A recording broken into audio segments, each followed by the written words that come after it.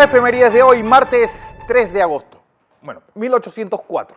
Tal vez uno de los naturistas más importantes de la historia. Este hombre, Alexander von Humboldt, regresa a Europa después de este viaje maravilloso que lo lleva por 4 años estuvo en América. Bueno, entró por Venezuela y se llegó hasta Chile y Perú. Su compendio de todo lo que vio, maravilloso. Un libro, la verdad es que interesante, ¿no? No lo he leído, lo he visto, porque la verdad es que los dibujos también son extraordinarios. Así que ese compendio, que ya lo había hecho Mutis un año antes desde Colombia, durante los tiempos de nuestros años de colonia española. Vamos a 1914, porque en medio de la Primera Guerra Mundial, pues Alemania le declara la guerra a Francia. ¿Se acuerdan que fue una especie de dominó?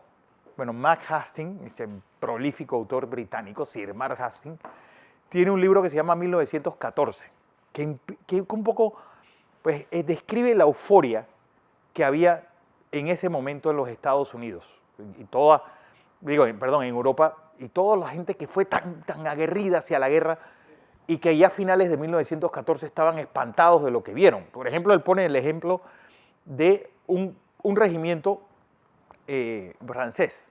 De los 80 que fueron, solamente quedaban 6 vivos a finales de año, porque la verdad es que el choque pues, fue brutal, sobre todo pues, los franceses batiéndose en retirada, con todavía la mentalidad y todo lo que había pasado en la guerra de 1871 contra los alemanes en la cabeza. Por eso fue su derrota tan fácil en la invasión de 1940. Inglaterra y Francia quedaron realmente espantadas después de lo que vieron en las trincheras en ese terrible frente occidental en la Primera Guerra Mundial. Vamos a 1923, porque un día como hoy llega este hombre a la presidencia de los Estados Unidos, Calvin Coolidge. Él tiene una historia interesante. Bueno, Warren Harding, que era una especie su grupo le llamaban la mafia de Ohio. Eran unos tipos bastante particulares y buscan a este hombre, un hombre tranquilo, un hombre pues que había sido un gobernador de un estado mediano, lo buscan por darle el balance moral a la presidencia. Harding muere en la presidencia, mientras en esos años el vicepresidente no tenía funciones, así que él se había ido a la casa de su papá, el coronel Coolidge, y como era juez, el coronel fue el que lo juramentó. No había luz ni siquiera en la finca donde él estaba con su papá, y ahí pues él le llaman a través de un telegrama, le dicen, señor, usted acaba de ser, es el nuevo presidente de los Estados Unidos. Y el papá le dice, bueno, trae una Biblia y yo te juramento, pues, y ya mañana levántate y te vas. Así, durmió en la finca de su papá y al día siguiente se fue. Y ahí toma posesión como nuevo presidente. Elmer Fudd, aquella caricatura, está inspirada en él. Por eso incluso Groucho Marx se burlaba mucho de él. Decía, Calvin, ya es hora de que te vayas a la cama. Echaba sus chistes a las 10 de la noche.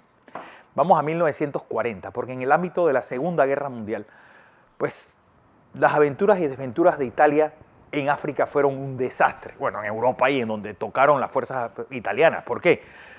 Eran unas fuerzas mal preparadas. Eran regimientos muy pequeños, sus divisiones acorazadas tenían que acompañar a 2 divisiones terrestres. Era un desastre organizativo. Bueno, ellos entran en la Somalia africana, la actual Somalia y parte de Etiopía. Ahí entran e incluso derrocan a Haile Selassie, el Rastafari, y ahí, bueno, terminan pues los ingleses persiguiéndolos y ellos se van a refugiar a Libia. Y por esa guerra en el desierto es que el señor pues Hitler les manda al Afrika Korps para que, bueno, salvarle un poco las castañas, sacarle las castañas del fuego a los italianos, que fue por lo que se crea este cuerpo pues, maravillosamente entrenado. 150.000 eran en total contra ingleses, italianos, ingleses, franceses, anti-Vichy y todo lo que llegó por ahí, incluso americanos que llegaron después.